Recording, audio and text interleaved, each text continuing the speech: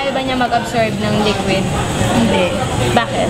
Kasi manipis. Manipis, baka tagusan ka. Diba? Compare mo nga siya dito sa makapal na pad. Ito, sa tingin mo, kaya ba niya mag-absorb? Oo, siguro. Siyang kapal. Okay, so yun, meron tayong boat na nakat na pad. So, lalagyan natin siya ng same amount of 10 ml na liquid.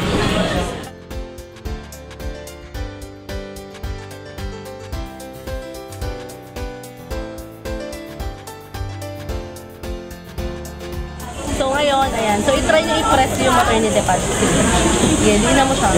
Ikaw din ha. Ayan. So anong na-feel nyo?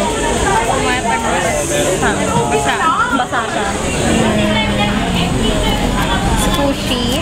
Parang ano siya.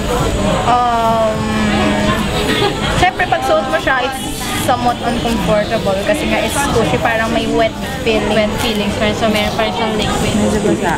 Basa. Ano pa? Subukan mo itong Modest Ultra Thin. Ay, feel mo ba kung basa pa ba siya? Hindi. Mas, kumpara doon, hindi masyado. Mas okay siya kasi hindi siya yung yung parang hindi mo siya makifeel na mayroong liquid. May liquid, pero thin pa rin kasi siya, di ba? So ngayon, dito naman sa Modest Ultra Thin lang. Sige, pindutin nyo na pindutin. Kung may lalabas ba siya, anong sa tingin nyo,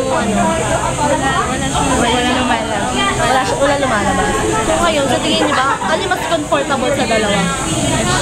Ito mas comfortable kasi Mas manipis na. Tapos ayan, wala tumatagos. So, ikaw convinced ka na ba na kaya niya talaga mag-absorb ng liquid up to 100 times its weight? Yes. Bakit? Kasi dahil, syempre, may gel crystal siya, and then because of, di ba, scientifically naman, yung mga gel crystals na yan is very much absorbent. Yes.